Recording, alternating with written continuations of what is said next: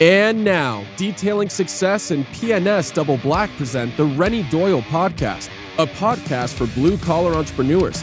Hosted by the detailer of Air Force One and founder of both Detailing Success and the Detail Mafia, Renny Doyle. What's up? It's been a bit. Hey there. Yeah, we've been busy. We've been on the road. I was telling a few people that in the chat. I think there was 1 week we had tech issues, all that kind of stuff. It all just added up to a little break. Oh yeah, no, we did. We had the 1 week, man. I had nothing. The computers, internet, everything was just pinwheels screwed up. So good to be back. But I think since we've been back, I can't even keep track of it. We were in Chicago, then we were in New York, and then we had 4 events last week. We got 3 more events next week. We had a 1-day training up here. We had a distributors event up here. We had another 5-day up here. We're in the middle of a 5-day right now. Yep. Yeah. So it's before we get started, so we're in the middle of a 5-day, and I've got 5 great guys here. One of them's one of our interns that's helping out with the training.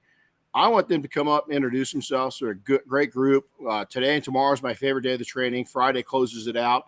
Friday actually is because we get to eat my grandma's lasagna recipe. But hey, Chris, I've got good news and better news. So good Diane, news is Diane already made cookies. Well, Diane already made cookies, so you missed out on the first batch. But Diane's making more cookies on Friday. So there you go. Good news and better news, because I asked her, the cookies go over pretty good cookies, aren't they? I asked her, I said, hey, man, can you start making us batch Sunday night? And she beat that. She made them Monday night. So they were warm when she came out. So it was pretty good. Wow. Yeah. So special treat. It is. So, hey, today we're going to talk about, right before we introduce these guys, is financial freedom or financial independence, whatever you want to call it.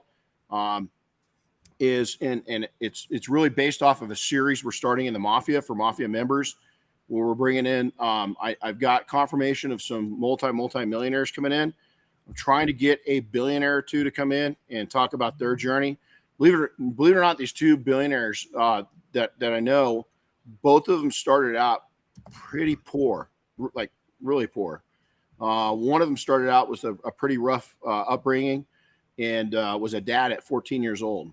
And so, but yet he had the fortitude to go out and make it, and pretty incredible. So we're going to try to get him to come in. If I think he's going to, fingers crossed. But we're going to share some information with you today and just the outline of that. But in the meantime, I want these fellas to come up and introduce them real quick, because they're the heart of my week this week, and we're pretty proud of them so far. So get up here. What's up, everybody? I'm Jeff Ashton, Glossboro Auto Spa, Jacksonville, Florida. If you're on the fence about coming out here, sales mode for Renny, do it. Don't think anymore. Okay. Thanks. I did not pay him. Not yet. Not yet. Hey guys, I'm Andres Quintero from Mesa, Arizona. So far it's been good. Looking forward to learning more. Nice to meet you guys. Yeah. Chris Blaisdell, on-site detail out of Utah. And we almost have to adjust the camera for you because you're tall. How you doing? Maurice Smalls out of Charleston, South Carolina, with Executive Auto Luxury and Exotic Detailing. There you go. Right on. All right, how's it going, everyone? I'm Jacob Knox. I'm from sunny Carlsbad, California, and I'm interning for this week. And yeah, I hope you guys are doing well. There you go. Part-time for FedEx. There you go. So yeah, part-time worker for FedEx. You know, What I hear. yeah. Something about Magic Mike and his middle name for his OnlyFans page. I don't know. Something like that. I don't know. So you're in the garage, Chris. Yeah, well, I figured, honestly, I was tired of being in my bedroom, and I figured the rest of the world was probably tired of seeing my bedroom. Yeah. So, I've been working on the garage the last month, trying to get it cleaned up, cleaned out, and put back in shape, and I'm almost done with it. And I got some internet extended out here yesterday, so it's nice and strong. So here I am. There you go. Well, hey, for those that I got a lot of calls the last 10 days, and I'm going to try not to get emotional. Show's dedicated to Boomer. So our dog Boomer passed away 10 days ago, peacefully at home. There's a picture of him right there. It's a boy. If you have a soul that means a lot to you, just love it,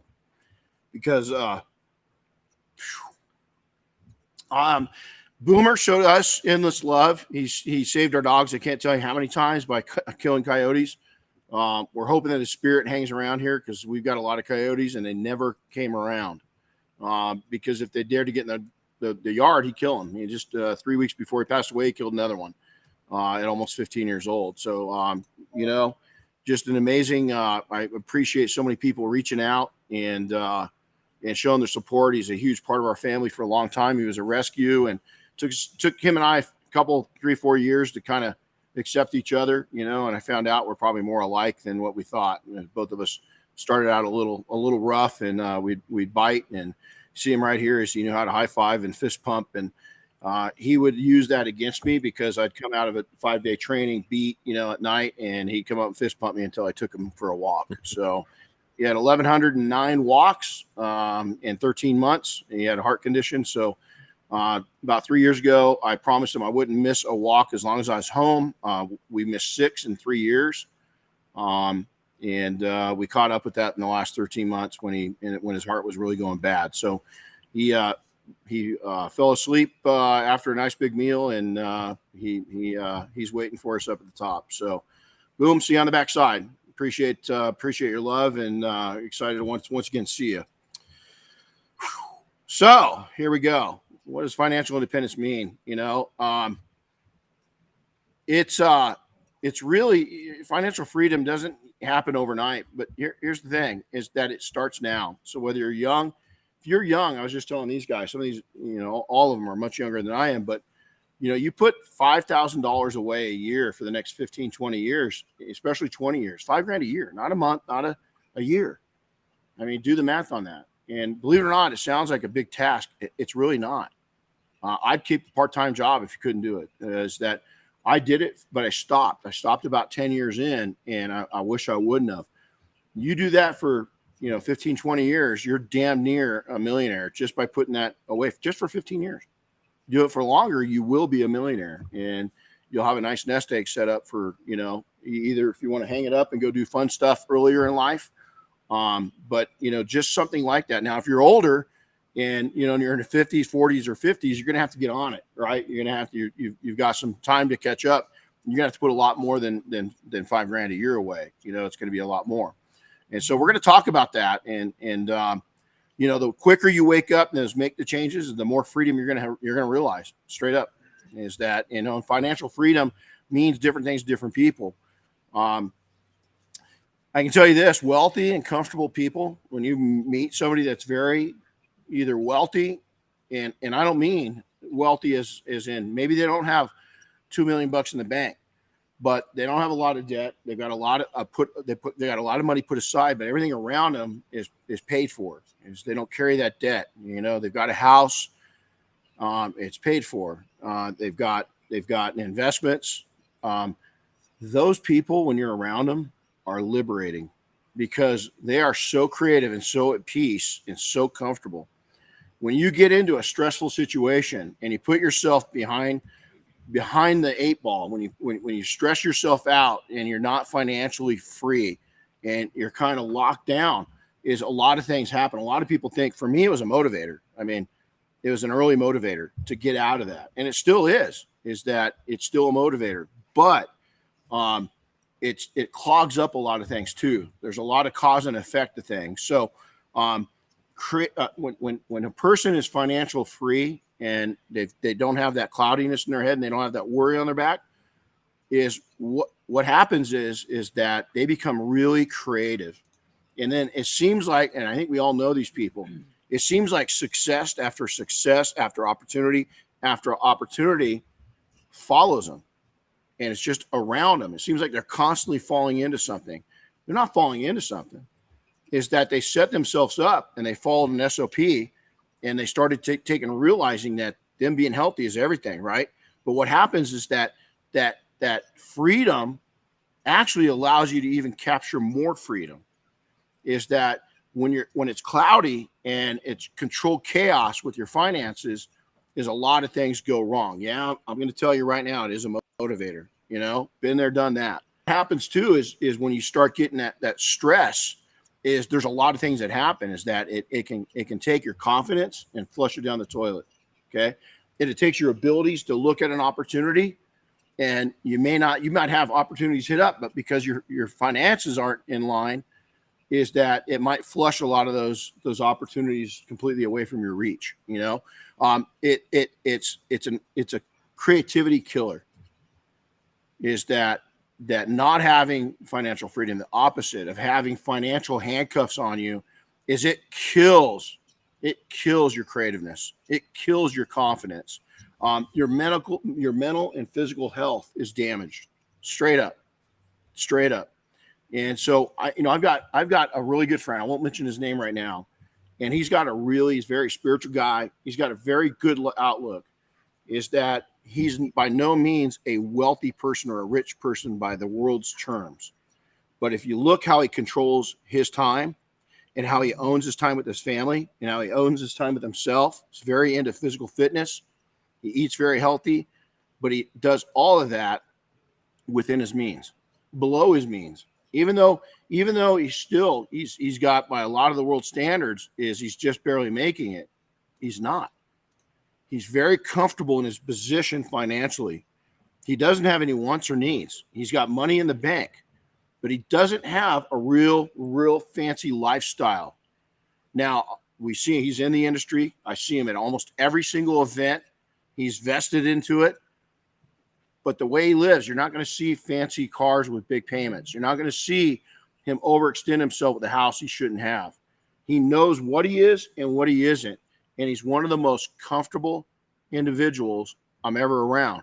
And here's the thing, is when I'm around him and other people are around him, is that what happens is that attitude is osmosis. It starts coming on you.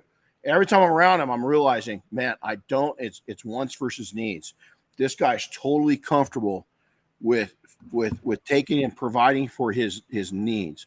He doesn't have a lot of wants. His wants are freedom of time, freedom of choice. He owns his time. How many of us can say that? Well, a lot of us get into entrepreneurship so we don't have a boss. Nah, you got 300 bosses. If you got clients, you got 300 bosses. You got to kind of jump when they say jump, right? He's definitely into that arena, but he's got a smaller pool of clients, so less people have control. Now, it's not a control thing. It's not him being macho or anything else. It's about him living the life he wants to live. Now, on the other spectrum, I've got a friend of mine that's a billionaire, self-made billionaire. His life was chaotic. Getting there was a rough ride. He started very, very at the bottom, not highly educated. He had to educate himself. We were just talking about that just a little while ago. He made himself a smart man. Okay. He'll tell you straight out. It takes him 3 or 4 tries. Everything he does takes him a while to learn. Man, I've watched him in action. No, it doesn't. He observes. It takes him 3 or 4 tries to perfect it. Is that he's real observant of things. Okay. And so the things that you want to do is keep yourself centered. What is your wants and needs in life? The one thing we just talked about, my dog Boomer passed away. None of us are escaping that. I remember there's a couple actors. Steve McQueen said it. Nobody's escaping this place. We all have the same outcome. None of us. None of us. Boomer, my dog, was so tough. One of the toughest souls I've ever met.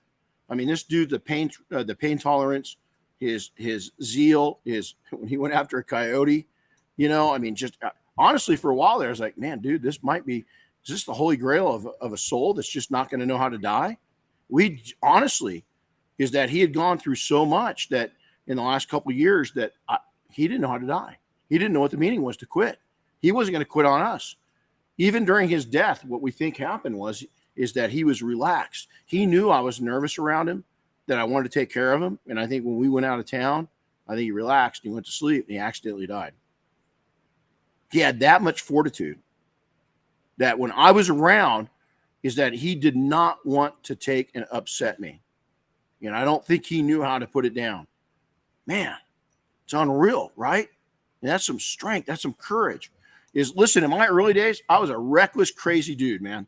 And I don't mean reckless as in financial. I mean that I would see a challenge. I wanted to get out of where I was so bad, I'd do anything. I chased life the same way. Search and rescue. I was going to send I was going to send Chris a picture I found randomly last night when I was preparing for this of me coming off a 200-foot bridge with a mountain bike strapped over my back, rappelling down it. And I was like, what the hell was I thinking? Is that attitude, though, is it got me where I was, is that I realized that I was building up not just my financial future and investing in it, is that I was building up my fortitude. I was building up what Boomer had, the guts to move on even during pain. Is your pain in life is not going to get easier. As you reach more successes, those are actually going to get harder. But hopefully you have the knowledge and input from others that it makes it easier. You can handle it better. Does that make sense? And so realize we all have a starting point. Now, early years, I'm going to tell you, man, those struggling points is maybe where you're at right now. Maybe where you're at, or you're in a heavy growth mode. And you're looking at it and it's like, God, man, I'm just grinding it. I'm just hitting it. When's this going to lighten up? Man, no. Hold on. Take right now, if you're in that mode and you're kind of getting a little like burned out, just close your eyes and take a snap picture. Take a Polaroid picture of that moment. Because when you get to another level, another platform in life, you're going to look back in those moments with a smile. Right now, you might be frowning a little bit. But I'll tell you, there's part of it. We're talking about this earlier. There's times when I take a risk to where it's like, okay, this could cost me something. And there's a little piece of me that goes, bring it. I like the challenge. I don't like to be comfortable. A little discomfort is comfortable for me. Okay. And when you get comfortable, that's scary, right? Now, when you get comfortable and you're in the spot, there's the difference. A lot of people don't know how to take and dim that switch down and slow it down. You don't need to never put the brakes on in life. Never. And anything. Never shove the brakes on. Take my foot off the accelerator a little bit. But even that, I kept it on cruise control, is that even when I'm off, even when I'm on a vacation or something like that, it's there. It's running. It's a whole nother set of gears. It's like a second transmission. I got the engine, I got the training on cruise control, but there's I developed another set of gears and another little engine that's on the back side that's kind of like a generator, where it's just humming along and keeping all that going. It's in that background. I'm taking notes. I got thousands and thousands of notes on my phone and on my computer. Thousands of them. Thousands. Because when I hear somebody or I see something or I see somebody that motivates me, or there's a piece of them that I respect, I note it. I also journal every day. 3 things. This is important for financial freedom.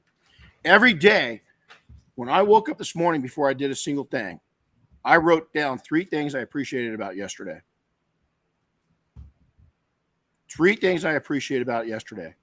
Here's why, is when I look back over those notes at the end of every month, I go back and read every single day.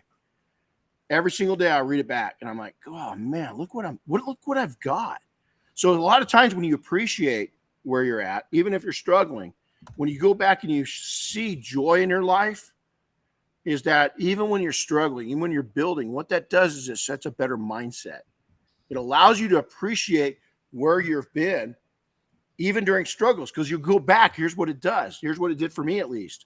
When I started journaling those 3 things of appreciation, okay, is I'd go through tough times, right? Real tough times, losses, human losses, soul losses, financial losses, victory losses, game losses, when I was an athlete, all these different things, is I'd look at the end of the month and I'm like, hey man, I'm victorious. I got through that stuff and I had happiness every one of those days. It changes your mindset. You go from being a victim to victorious. Is that we're not a victim. And believe it or not, that's got a lot to do with your financial freedom. So now, time frame for this plan is that what I'm going to do is I'm actually going to be real first off. What's my situation? Where am I right now? If I pull this trigger on whatever I'm thinking, or if I start right now, if I'm starting at, doesn't matter if you're 20 or if you're 70, what's my situation right now? And what do I do to need to get to that financial freedom spot that I want? What do I have to do? Be real with yourself. Okay. From there is mind map out your goals. What I mean is I'm going to envision my goals and write them down, and I'm not going to write a list. I showed you guys mind mapping. If you don't know what it is, go check it out. It is game changing. Some people might dig it or not dig it. I love it. It's the way I run my entire life off of it now, is my mapping everything. Even a mission. We go on a mission, I'm mapping it out, man. I'll sit there and go, bam, what could go wrong? You know, is we say something in search and rescue in the military, the first thing to fail is the plan. It's the very first thing to fail. And so I'll go through it. And man, this is Oscar calls it backwards planning. You know, start at the back and work your way forward, right? So a lot of that. Now build a plan to make your financial freedom reality. Okay, build a plan. Now, part of that is go hire a financial advisor. We've done that several times during our career. Now we really hooked onto ours and are listening to ours heavy in the last 10 years. But what happened is that we got to a point probably 12, 13, 14 years ago to where we weren't using, we were putting our money away and we were paying our bills, but we still had a little excess.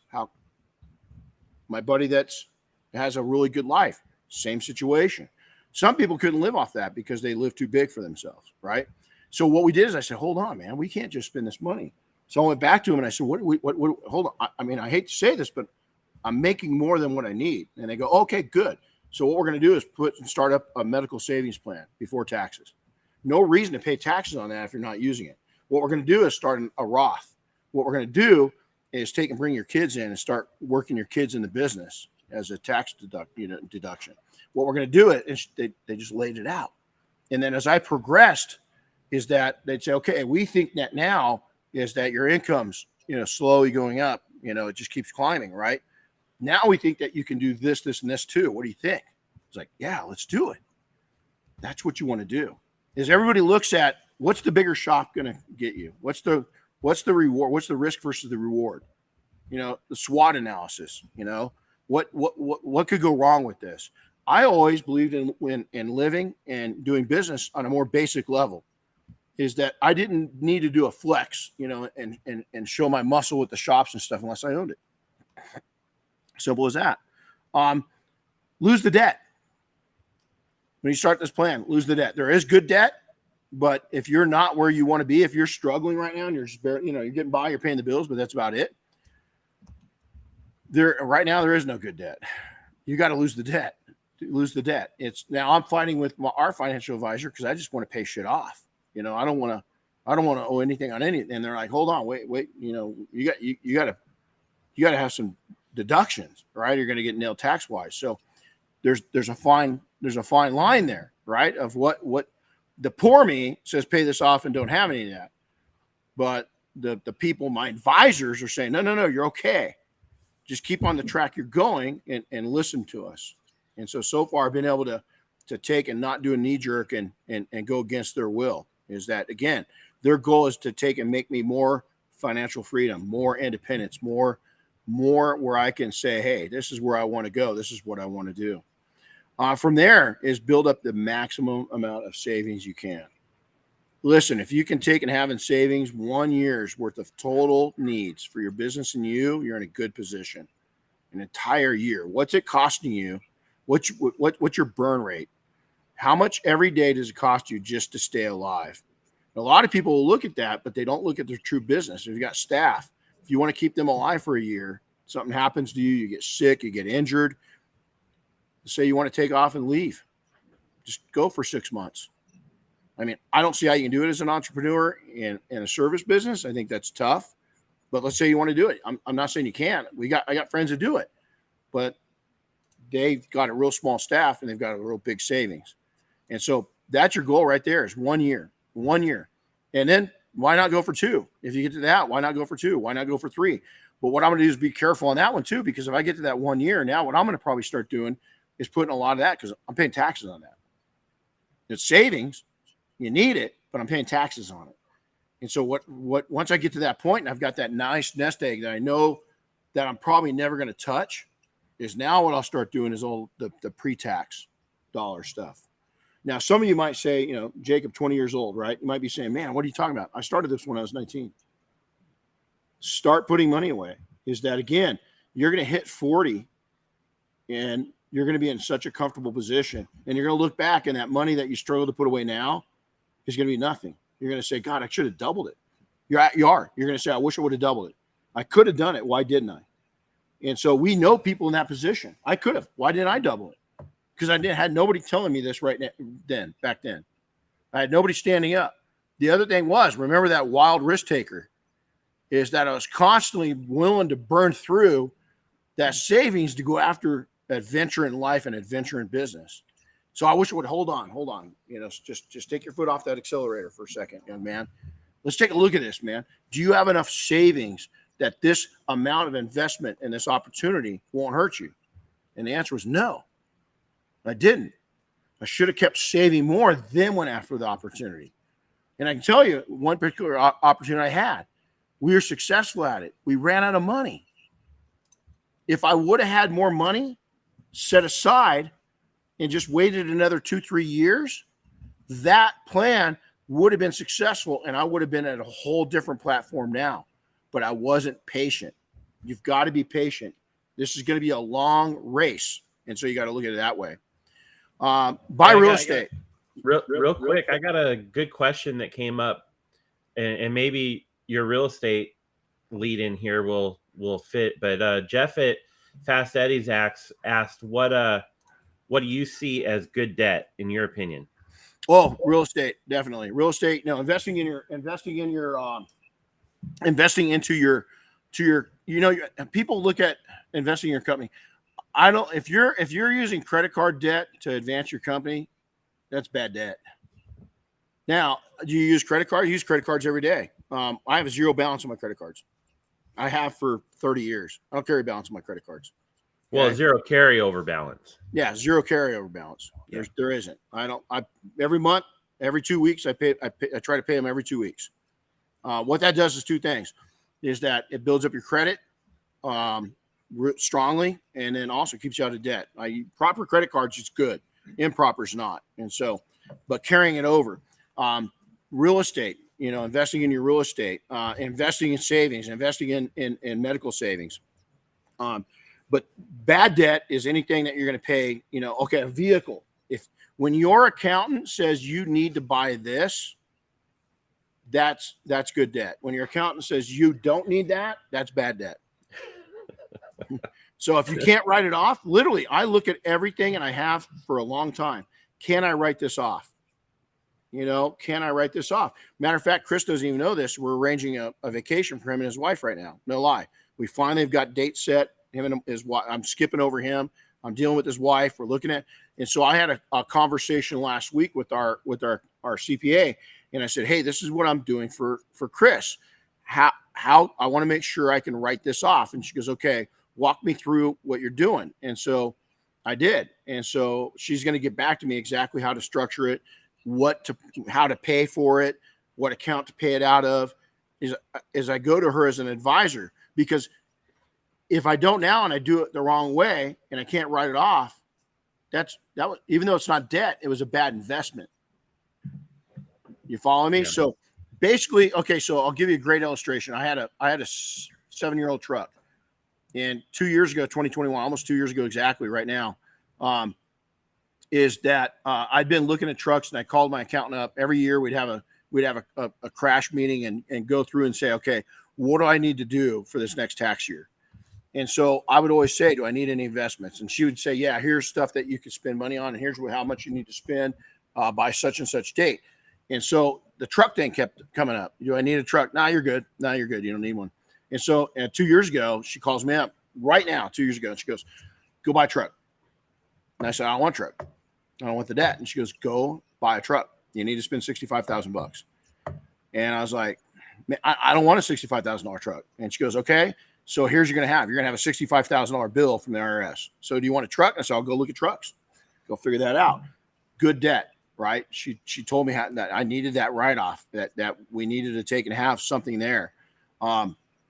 Even if you, I don't know if you guys can see it, there's a Jeep here. We needed a shop truck.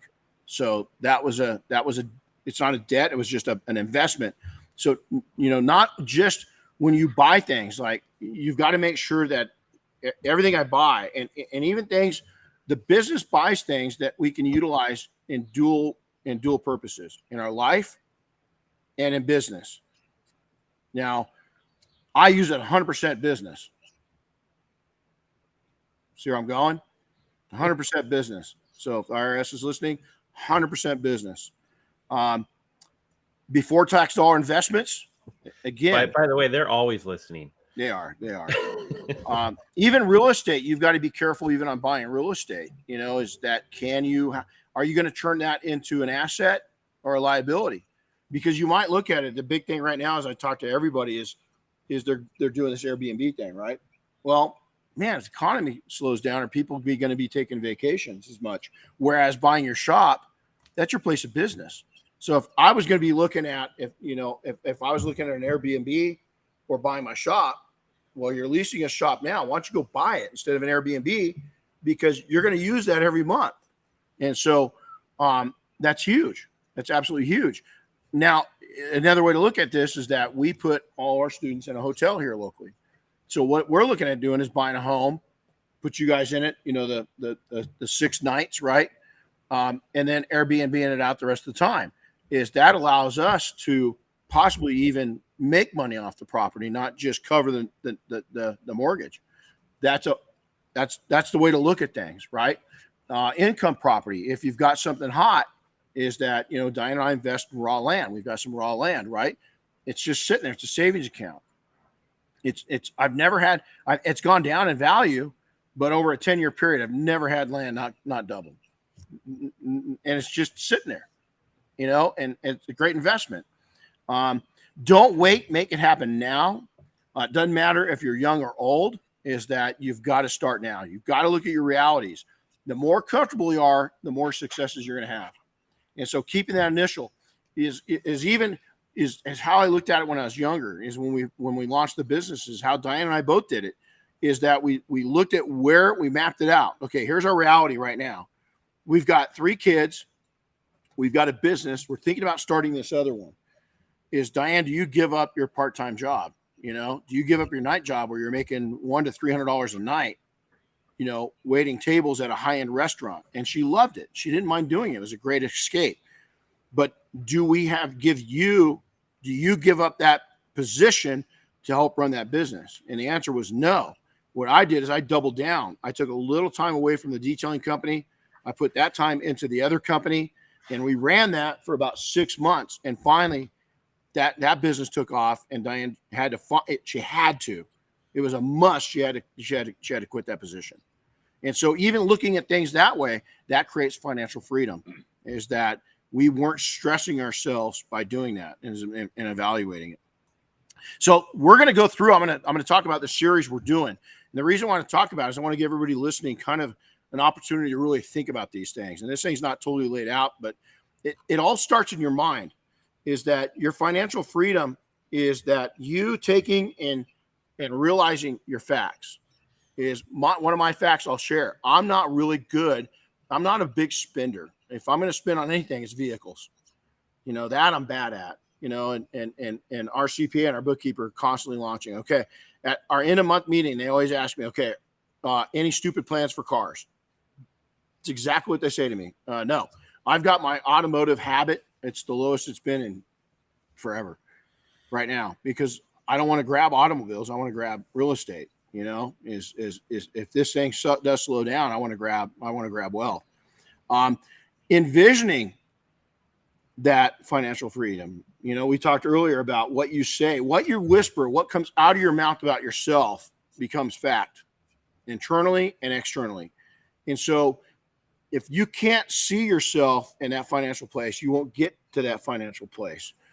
Now, it's going to take time. And so don't envision, if you're 25 years old and you say, man, I want a 911 RS3 and I want a 4,000 square foot house and I want my shop to be 5,000 square feet and I'm going to have $1 million in the bank and I'm going to travel over the world. Good luck. I hope you're in an industry. I don't know of any industry that's going to allow you to get there that fast. There's some YouTubers and other things, young people saying it doesn't happen, but for most of us, that's just not a reality. And you got to do it. Now, if you face realities and you put a plan together, it could happen, but you got to vision it and you got to be real with your time. One of the billionaire friends of mine he did do it. He came up through the ranks pretty quick. He became a millionaire very, very, very young, but his cost was a marriage and a family, So there's a cause and effect to everything. The early years, I'm going to talk about those early years, about laying those foundations down, the smart things to do, the not so smart things to do, the smart debt, the dumb debt, all those different things. Mentoring and coaching, because you got to find somebody. If you're taking input from friends that are broke, and getting, hey man, what do you guys think about this business? Dude, first off, they don't want you to succeed. They're stuck at a dead end. Okay. I even had family like that. They don't want me to succeed. Didn't want to. I had one brother that told me, dude, this is a waste of time. Why are you wasting your time out here? Go do something legit. Come on, let's go screw around. He's like, no, you go screw around. I'm going to build this thing up. And I did. And he's blown away still to this day, but is I had the fortitude to do it. Again, realizing your debt situation is get out of debt. Dave Ramsey, man, if you're in debt, you need to start listening to Dave Ramsey every day. I'm not in debt, but I still listen to Dave Ramsey every day. I read Dave Ramsey. I watch Dave Ramsey. It's huge. It's a game changer. Development of financial habits, huge. Financial habits is they say if you do things 12 to 15 times, it becomes a habit. Is that repeat. So I'm not good at managing money. So I've got a bookkeeper and a CPA that help me with that. They keep me. I'm not good at that. Is that just I'm good at bringing income in, but I'm not good at knowing where to put it. So it's not that expensive. It sounds. It's if you go to dinner 4 times a month, a nice dinner, you can pay for that. Stop going to dinner. Start getting some financial advisement going. Goals and purchases, goals tied to purchases. It's even more important. Is that your goals and purchases? What equipment's going to make you allow you to get in there? What it's going to take to have you own your shop? I'll tell you a story really quickly. Is that even in our shop, but a good friend of mine, Craig McKay, up in Washington, he owned his property and he had a shop going, detailing shop on his property. And he called me a few years ago and he goes, hey man, I got a question for you. Detailing company's going great, but my complex is completely leased out. And I got somebody that wants to lease out these 2 bays.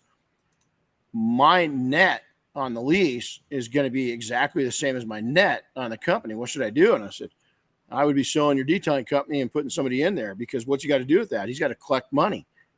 That's it. With the detailing shop, he was managing people and the headaches go along with it. He built up such a successful operation and business that he owned the property. His property was making him more money than work was. Okay. Mike Liebing, another friend of mine, same exact story, same thing here. One of these days, this property is going to be worth more per month than what I make training. Think about that for a second. Rick Walling up in Oregon, he owns his shop. We're the same exact age. One of these days, he's not going to want to work anymore, or he's going to want to work part-time. Is the secret to his success is he could sell that detailing company or even give it away to his employee or employees. Give it to him and do a 10-year lease on the building. Building's paid for. So why would you not just go ahead and just gift somebody they're going to have skin in the game. Let's say the company's bringing in, $300,000-$400,000 a year. I'm going to say, look it, man, you want to buy this thing? I need $50,000 cash over the next 5 years. Is that you're going to make a monthly payment to me, not out of your check.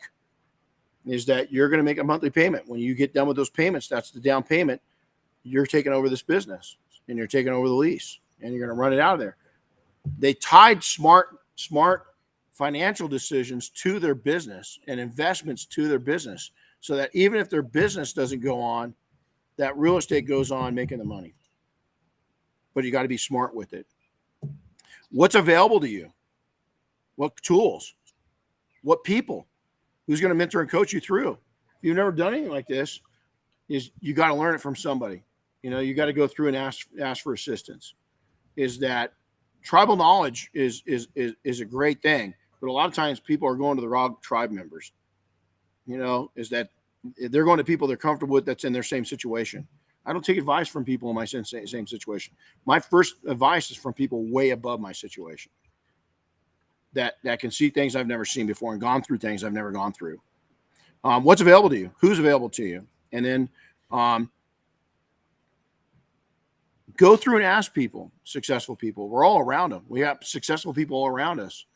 Is what's 3 things I should be doing right now? But if you're not willing to be truthful with people, this is the other big thing. We find all the time, especially in service businesses, people's lying to themselves. They're not being truthful of what they're really taking home. They're not being truthful about that they're stressed out beyond, that they're set to their limits, that they're ready to crack because the stress is so intense. They're not truthful. They got too big of an operation. They got the wrong people in the right positions. So they got people, they got a position, but it's just not a good tie-in, and they're struggling with that. So all these different things you got to look at. And then elevated experience is I am constantly looking at elevating my experience. Is what I'm trying to gain. I'm trying to gain knowledge, more know-how from people that have done this before I did. Some of those people are younger than me. Many of them are older. Most of them are older. But we've got people now that are doing things within service businesses, blue-collar entrepreneurs that are far wealthier than my generation of entrepreneurs, far wealthier. And knowledge, know-how, and wealth, all of them, far, far, far, far wealthier. So with that is that, this is a topic that we could go into. We could spend weeks, days. You can go get a college degree, a master's degree in this stuff, it's pretty insane. But I'll tell you, I had a good question come up if we want to try and work on it. More of a what would you do kind of thing. But if you had a goal of that you wanted to save $10,000, how would you start? And how would you do it? How would you accomplish it? That was okay. My goal is maybe even start smaller. Maybe start with $5,000. So my first winter, we launched our company on April 2nd was my first detail. And so my goal was, I said, okay, by September, I've got to have $5,000 in the bank. And so what I decided to do is I said, I'm going to take 25% of every job I do and put it in the bank. Well, it quickly became evident that I was pretty busy right off the bat that summer, that I was going to go way past that. I was going to be able to hit $5,000. Not easy, but it wasn't going to be near as difficult as I thought. So I changed that to $10,000. And by the end of September, I didn't hit 1st of September. By the end of September, I had a little over $10,000 just in savings. Then the next year, what I did is I used a good portion of that just to stay alive during the wintertime. I tried not to touch it, but I had to touch probably $7,000 of that. So the next year I said, okay, man, I did that pretty easy. It wasn't easy, but I put it away. So can I get $20,000 in the bank? And we did. We hit $20,000. So and this is really important. Basic working class people that take a large percentage of their income and put it away become wealthy. But it takes a career for them to do it. But if you took and did that, is just every single job you took is that, I'm not a cash business. I know a lot of people run on cash, right? Is that A, I just didn't want to get in trouble with the government, tax wise. B, is I knew that my company was going to have value. I knew I was going to want to buy real estate. I knew I was going to want to buy other companies. Is that if you take that cash out, it's not going towards your business. You're not viable. Is the banks aren't going to look at you good. And you say, oh yeah, but I have all this cash business. Let me tell you, there was a business that just sold here in town, and they're strongly a cash business. Is the new owners of that business got suckered? Is that they got taken? Is that the amount of cash that the seller said they were bringing in wasn't factual? They started running the numbers after they bought it, and unfortunately, they didn't figure that out until afterwards. Right? Is I want my business to look good on paper to the banks and everything else, because I had a bigger plan. Now, somebody hands me $200 every once in a while. It's nice little seed money, right? It's nice to go out and take your wife or significant other out to a nice meal or something like that. But I didn't strive to get cash. I really wanted it to go through my business. Then what I do is in my business account is I take 25% out every single time. We've done that our entire careers. Is that every time we get paid, I don't do it every payment now, but at the end of the month, I always figure out what it was, and I stick it aside. And before you know it, Your goal is $10,000, and the next thing you know is you've got $100,000 in the bank. Now, the tendency for a blue collar is to go spend it. The tendency is don't touch it. Keep that nest egg there. Act like it's not there. Now start up a separate account. That's your investment account. That's where you're going to invest in your knowledge, your skills, your education, products, equipment, and future endeavors. But that original savings there, that 1 year savings, that doesn't get touched. It's a whole separate account. I still feed it, but maybe what I'll do is once you get that to that nice big chunk of rainy day fund, is maybe what I'll do is 12.5%. I'm still going to take 25% out of every job I do. 12.5% is going to that one. 12.5% is going to my investment side of the house. And so there it is. Start out small. A lot of people I like to set big goals, but the first thing I want to do on financial side is have some money stuck away. And you got to be real with your ability. Now, if you're out there and you're cranking out, $20,000, $30,000 a week in income, well, you need to do a little more than that. So it's just depending on your situation. But when we all start out, it's pretty modest starting. It's not common that we go out and have, massive weeks like we do. And you got to also figure out this is when you're just starting out, is that you're going to have the honeymoon period. Everybody's going to want to help you. You also got a lot of energy going for your business. You're spending a lot more hours. Is you're going to wear down. You're going to want to time off, and the honeymoon's going to be over. You're going to go through your sphere of influence pretty quick, And once that's done, now it's you got to go to new hunting grounds, and you don't know that territory. You don't know that ground. You don't know those mountains. You don't know those valleys. And so to go find out where the game is, where you can feed yourself is going to be a little more challenging. Those first opening ones is you're counting on the people around you to kind of help you out, and hopefully they do. But at some point, that pool of people is going to run out, and you're going to be going out, and you got to hunt. And so then it becomes a little tougher. Great question. Very good. Very good. I did have another one here. Advice for opening a shop. I was thinking that maybe we can relate that to savings and purchases. Absolutely. Same exact thing. I'm going to do a budget for it. And I'm going to right now is that we're going through a period we've had it's milk and honey. Is we've had such an amazing 12 years. Is that COVID hit a lot of businesses, but our service businesses was not one of them. Some restaurants thrived, other ones really struggled, right? But in our industries, in the aftermarket, automotive side of things, man, no, it built a lot of people up. We spoke to over 100 people last week at events. I'm going to say 80 or 90% of them started up over the COVID period. They're pretty young entrepreneurs. They've done well. They've got, some of them had $100,000 vans.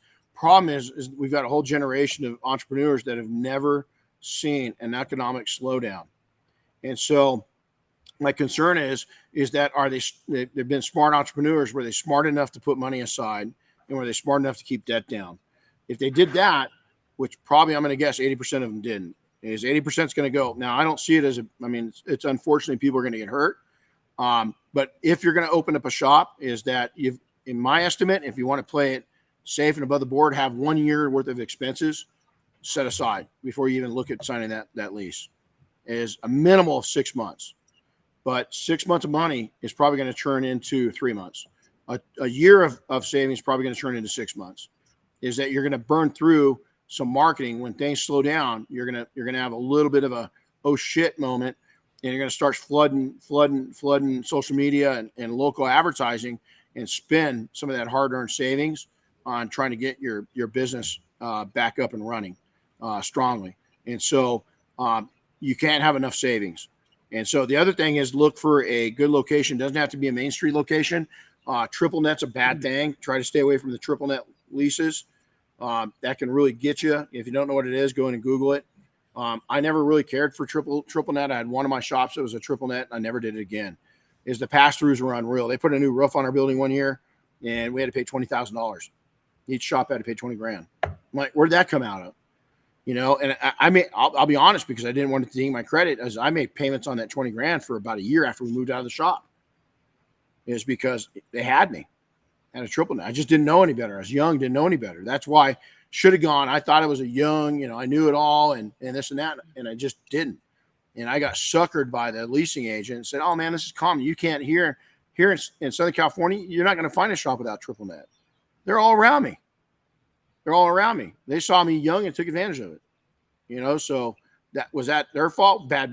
Well, I wouldn't operate that way, but you know what? No, shame on me. Shame goes to me for not knowing better and for rushing onto it and not getting some advice. But I know a lot of people think, man, that's a lot of money. It's a lot of risk. And so, is that, 6 to 12 months of savings, find a good lease, go with a smaller shop to begin with. You don't need a huge shop, unless you need a huge shop. If you're doing PPF, you're doing a lot of coatings, you got a big, you're churning and burning. That's one thing, but most of us aren't. We did over $1 million a year out of a 1,200 square foot shop. It was tiny. It was inconvenient. I would have loved to have a bigger shop, but I didn't want to take the risk. I think we're going into a period where we're going to start seeing some self-correction on this economy, and we're going to see a little rougher waters, and it's going to teach some people some lessons, hard lessons. Very cool. Well, I think that's all I had question-wise on the topic. Cool. So, well, good. Well, this was fun. So, it's a big topic. Like I said, if you have any questions, email it, Renny@detailingsuccess.com. That's the best way to get it over to us. Again, man, share the podcast. We love comments. Put it on there. You see, we want to thank PNS Double Black for helping us make these things happen every week. We want to thank you guys for coming in, our students, for the 5-day, and sitting through this. Hopefully I saw you guys taking some notes. Here's the other thing, is that I'm 40 years into my entrepreneurship. Is when I come out at an event, it's funny because we were at an event earlier this year.